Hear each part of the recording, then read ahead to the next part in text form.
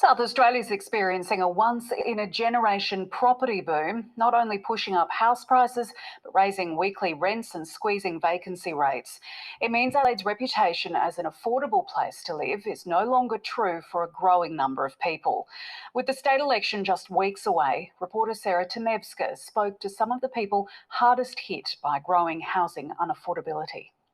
It's like to be the new kid. Each morning, Jenna walks her kids to school. I love you. Since their lease ran out in December, they haven't found anywhere to live. We have tried hotel rooms, we have gone to caravan parks, we've gone to powered sites and borrowed mates' caravans. We are literally on our last legs at the moment. Knuckles, have a good day. After the school drop-off, Jenna keeps walking. Hello, I'm looking for a private rental application, please. Having applied for houses all over the Riverland, she's running out of options. Just a few weeks ago, I got knocked back for three properties in one day. Here's like a little bit of a play area. The family's staying with a friend for now, but in a few weeks, a tent on the banks of the River Murray will become home. Oh, I don't think I could do it. Don't think I could put my kids through it. It's so shit. No walls, no roof. Just nothing. Jenna is on the wait list for public housing, but so are 16,000 other South Australians. The average wait time for critical cases like hers is 7 months. That's partly because the number of social homes has shrunk over the past 2 decades. At the same time, rent prices have been steadily rising, and since COVID hit, they've skyrocketed.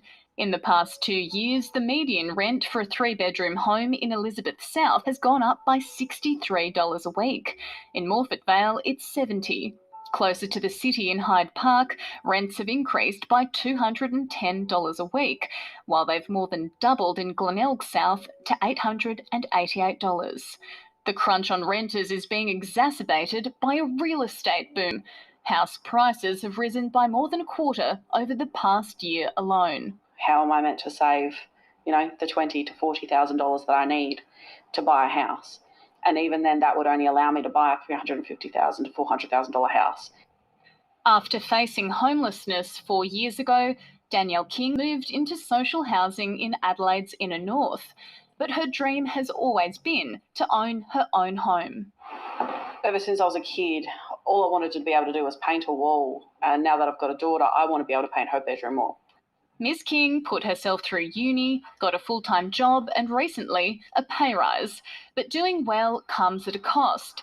She may no longer be eligible for subsidised rent, which would push her weekly costs up by more than $100. It's a real limbo and real grey area of there's no real support here in Adelaide for people like me trying to get out of housing like this for people that need it.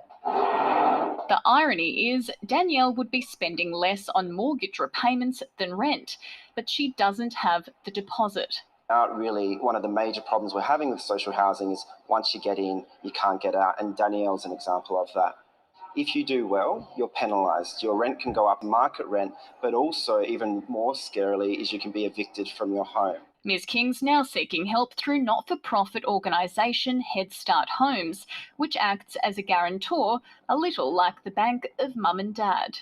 If you invest in people to get their own home loan, the savings are huge for everyone within the community, including government. Right now, it seems the major parties are focused on building more affordable housing than boosting public housing stocks. They argue that doing that would see more people in their own homes, reducing pressure on the private rental market and the public housing system. But that could take more time than some people have to spare. I'm holding out hope that we get anything. If you don't have hope, I don't know how anyone can carry on through the day, really. Sarah Temevska, ABC News.